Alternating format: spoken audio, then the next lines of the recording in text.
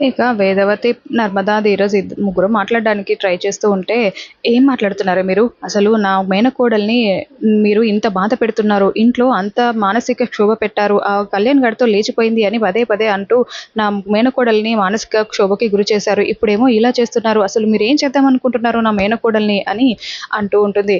"అది భార్యాభర్తల విషయం. మీరెందుకు మాట్లాడుతున్నారు? మేమిద్దరం తేల్చుకుంటాం" అని ధీరజ్ అంటూ ఉంటాడు. "మీరింకా రెచ్చగొట్టకండి" అని అంటూ ఉంటే, "ఓహ్! అవునా? నేను ప్రేమ మాటకి ఎప్పుడు అడ్డు చెప్పలేదు. తనని ఎప్పుడూ అడ్డుకోలేదు. సరే ప్రేమ నీ ఇష్టం. అది నీ విషయం కాబట్టి నువ్వు వాళ్ళతో వెళ్ళినా నాకే ప్రాబ్లమ్ లేదు. వాళ్ళతో వెళ్తావా? ఇక్కడ ఉంటావా? మాతో వస్తావా? నీ ఇష్టం ప్రేమ" అని చెప్తూ ఉంటే, "అమ్మా ప్రేమ, మనం ఇంటికి వెళ్ళి మాట్లాడుకుందాం ప్రేమ. ఇక్కడ వద్దు ఇదంతా. నీకు జరిగింది చాలా విషయాలు తెలియాలి ప్రేమ" అని నర్మద అంటూ ఉంటుంది.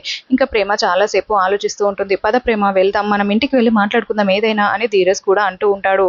ఇంకా అప్పుడే రామరాజు కూడా, "పదమ్మా వెళ్దాము. మనం ఇంట్లో అన్నీ మాట్లాడుకుందాం. కూర్చొని మాట్లాడుకుంటే అంతా సెట్ అయిపోతుంది" అని చెప్తూ ఉంటే, "మామయ్య మీరంటే నాకు ఎవ్వరి మీద కోపం లేదు మామయ్య. కానీ నాకు వీడొద్దు" అని ప్రేమ చెప్పేసి అక్కడి నుంచి "అత్తయ్య పద" అని భద్రావతి వాళ్ళతో వెళ్తూ ఉంటుంది. ఇంకా భద్రావతి సేనాపతి చాలా సంతోషపడుతూ ఉంటారు.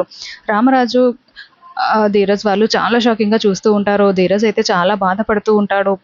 ఇదంతా చూస్తున్న వల్లి మాత్రం చాలా హ్యాపీగా నవ్వుకుంటూ ఉంటుంది.